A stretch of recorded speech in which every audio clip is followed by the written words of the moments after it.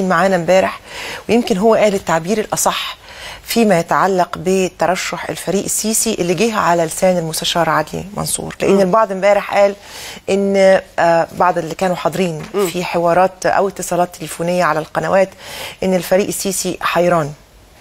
بالظبط اللفظ اللي اتقال حائر يترشح ولا لا. الحقيقة الرئيس عدلي منصور ما قالش كده.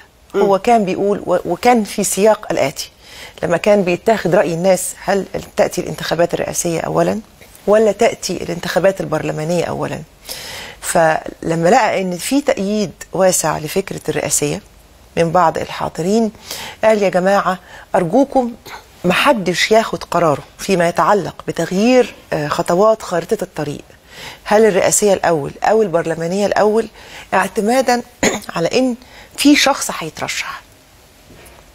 شو الفرق بقى بين المضمون كده ولما نعزله السياق؟ بالظبط هو السياق.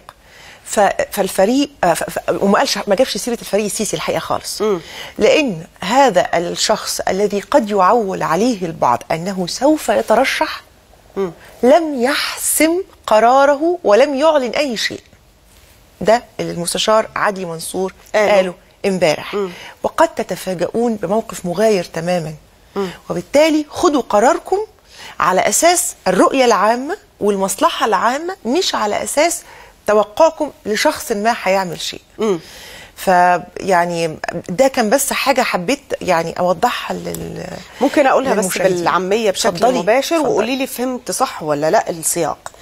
انه الرئيس عدلي منصور اكد للحضور وانتوا بتاخدوا قراركم عايزين الرئاسيه اولا او البرلمانيه اولا، يجب الا يكون امام اعينكم ان الرئيس القادم لمصر هو الفريق السيسي، لان الرجل لم يحسم امره بعد، مش لاي اسباب اخرى، ودون ان يذكر برضو اسمه. ودون ان يذكر اسمه. يعني كان في النهايه هو يتحدث عن اسلوب وخارطه طريق فعليه. هو بالظبط كده، إن احنا عايزين نروح فين وعايزين نروح فين بمنطق ايه وازاي، دون الاعتماد على مين هيترشح او مين مش هيترشح.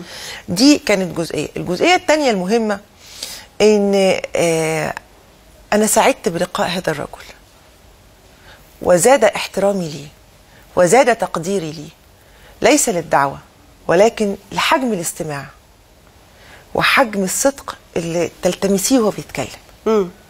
اولا هو استمع للجميع، حتى كان في يعني ممثلة عن الصم والبكم حاضرة أصر أن يستمع إليها وهي تعبر عن ذاتها.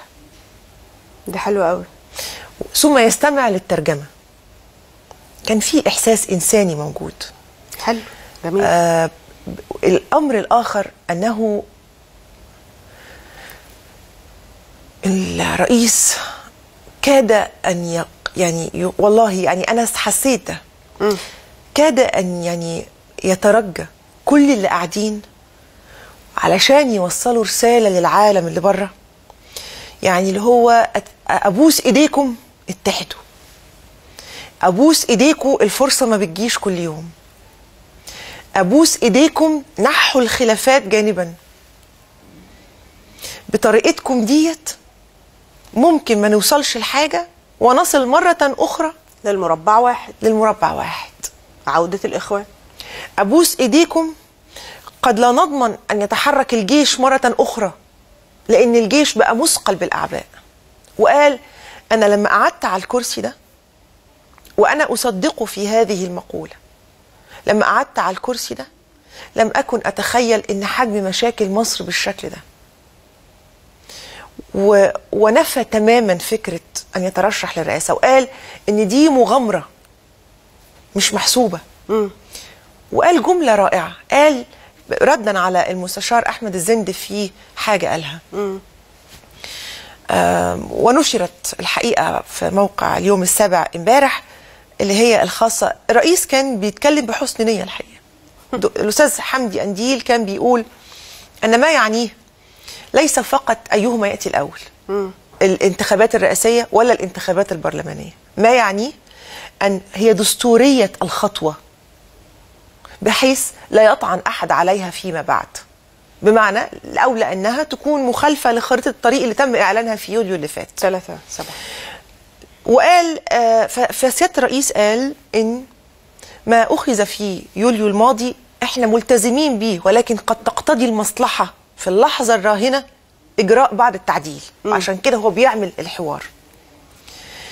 ويا جماعة أنا بطمنكم إن احنا بنفكر إن يكون في قرار يحصن مجلس الشعب من أي طعن عليه في الفترة الانتقالية دي، ضمانا للاستقرار عشان نعدي ال4 سنين اللي جايين. بس هم سمعوا الكلمة دي من غير ما أكون حاضرة. كأنك كنت حاضرة. طبعا تحسين. فالرئيس الحقيقة قال جملة، قال أنا معرفش لما هرجع علشان أمارس القضاء إزاي تاني همارسه من غير ما تكون عندي تلك الخلفية السياسية. الله يكون في عون أي حد هيحكم مصر. صعب أني أكون قاضي وأمحي من ذاكرتي كل الخلفية السياسية والرؤية والصورة العامة اللي أنا شايفها دلوقتي. ثم قال في الآخر، يعني أعلن إرضاء للحضور، إذا كان أنتوا شايفين أو خايفين من أي حاجة خلاص مش هأصدر أي قرار وهسيب الأمور كل يعني يجري إلى مجراه. لكن قال حاجة تانية مهمة أرجو إن كل المصريين يحطوها حلقة في ودانهم. قال سيبكم من كل اللي بيحصل حواليكم، سيبكم من كل الكلام اللي بيتقال، لكن عيون العالم كله على مصر. وعلى يوم 14 عيون العالم كله مركزة معانا، سواء المؤيد أو سواء اللي بيشتغل ضدنا. الحقيقة كان إنسان فاضل ومتواضع ومحترم، أشكره على تحمله المسؤولية في الفترة اللي إحنا فيها دي. طيب